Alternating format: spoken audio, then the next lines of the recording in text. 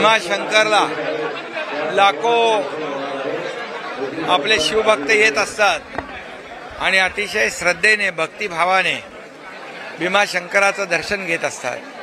ही परंपरा कैक वर्षापासून सुरू आहे आणि त्यामुळे मी देखील अतिशय भक्तिभावाने श्रद्धेने या ठिकाणी दरवर्षी श्रावण सोमवारी येऊन भीमाशंकराचं दर्शन घेतो आणि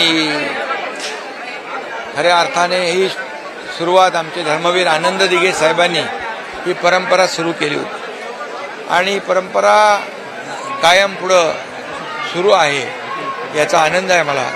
आणि इथं आल्यानंतर लाखो भाविक लाखो आपले शिवभक्त भेटतात, त्यांची भेट होते, त्यांचंही दर्शन होतं आणि एक मनाला समाधान वाटतं, एक आनंद होतो। आणि श्रावण महिन्यामध्ये आपण पाहतो की संपूर्ण महाराष्ट्रात नाही देशभरामध्ये हे असंच वातावरण आपण पाहायला मिळतं आणि भीमाशंकर हे अतिशय प्राचीन देवस्थान आहे आणि या ठिकाणी येणाऱ्या भक्तांची संख्या देखील खूप मोठी आहे आणि म्हणून लाखो आपले शिवभक्त इथं श्रद्धेने येऊन दर्शन घेतात। मी त्यातला एक शिवभक्तच आहे आणि त्यामुळे मला समाधान आहे, आनंद आहे आणि इथे सर्वजण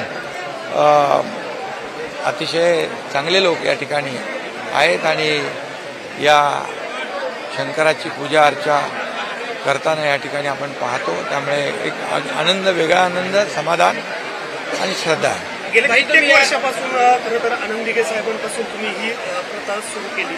दर्शनाला तर आपण सोमवारचं तर येतच असतात, मात्र येताना आपल्याला या भीमाशंकरला पोहोचण्यासाठी इथे येणारे जे रस्ते आहेत ते एकदम खडतर आहेत पाहिलं मी। आणि आता जो काही कॉन्क्रीटचा रस्ता काही ठिकाणी झालेला आहे आणि तसाच रस्ता चांगला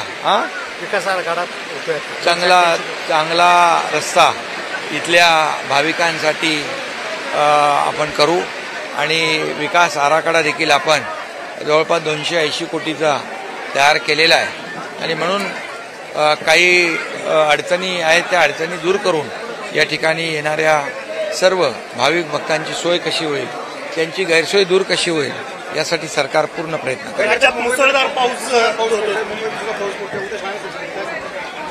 आता वरुण राजाचं आगमन झालेलं आहे, होत आहे आणि भीमाशंकराकडे देखील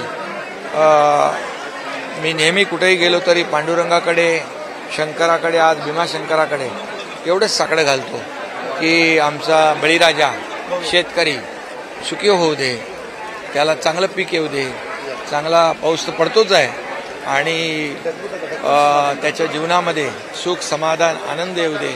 तसेच आमच्या लाडक्या बहिणी, लाडके भाऊ, लाडके ज्येष्ठ महाराष्ट्रातली तमाम जनता या सर्वांच्या जीवनामध्ये सुख, समाधानाचे, आनंदाचे दिवस येऊ दे हीच भीमाशंकराकडे प्रार्थना। शिवभोजन थाळीचे पैसे मिळाले नाही म्हणून ज्या काय अडचणी आहेत त्या सरकार दूर करेल। सर्वसामान्यांचं सरकार आहे, त्यामुळे सर्वसामान्यांना न्याय देण्याचं काम सरकार करेल।